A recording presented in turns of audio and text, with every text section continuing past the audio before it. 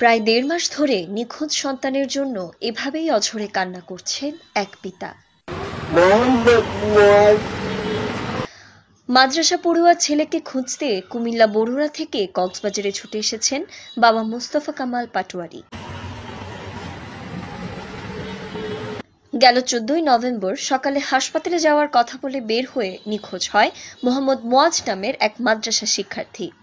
পরে ২১শে নভেম্বর ঢাকার মোহাম্মদপুর থানায় বাদী হয়ে নিখোঁজ ডায়েরি করেন বাবা মোস্তফা কামাল পাটোয়ারি। এরপর র্যাবের মাধ্যমে জানতে পারেন তার ছেলের সর্বশেষ অবস্থান কক্সবাজারে ছিল। এই খবর শোনার পর কক্সবাজারে ছুটে আসেন মোস্তফা কামাল পাটোয়ারি। আজ ৪০ দিন হয়ে গেছে, পর্যন্ত আমার ছেলের কোনো তথ্য দিতে পারে নাই।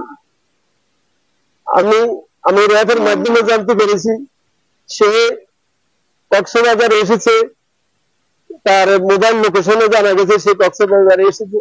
আমি কক্সবাজারে এসেছি, আমি এখানে ছেলেকে খোঁজ করতেছি, যে যেখানে বলে সেখানে খোঁজ করতেছি। ছেলেরা পর্যন্ত আমি কোনো সন্তান পাইনি। বুধবার বিকেলে নিখোঁজ মুয়াজকে উদ্ধারে রামু থানার সহায়তা চাইতে আসেন এই পিতা। এর আগে কক্সবাজার সদর মডেল থানায় ছেলে মুয়াজকে উদ্ধারে সহায়তা চেয়ে আবেদন করেন তিনি। ছেলেকে উদ্ধার করতে প্রশাসনের সহযোগিতা চান তিনি।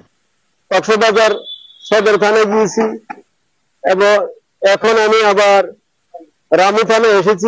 রামু থানার সামনে আমি আসি। ছেলে মেরে গেছে না জিন্দা আছে, তার মা কাঁদতে কাঁদতে অসুস্থ হয়ে গেছে।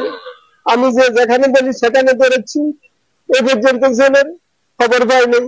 এনার হৃদয়বান ব্যক্তি যদি আমার ছেলের খবর পান বলবেন, আমি আসি ছেলেকে নিয়ে যাবো আর আপনাদেরকে উপযুক্ত সম্মান দিব। আমি নিখোঁজ মুয়াজ ঢাকার কাদেরিয়া তৈয়বিয়া কামিল মাদ্রাসার শিক্ষার্থী।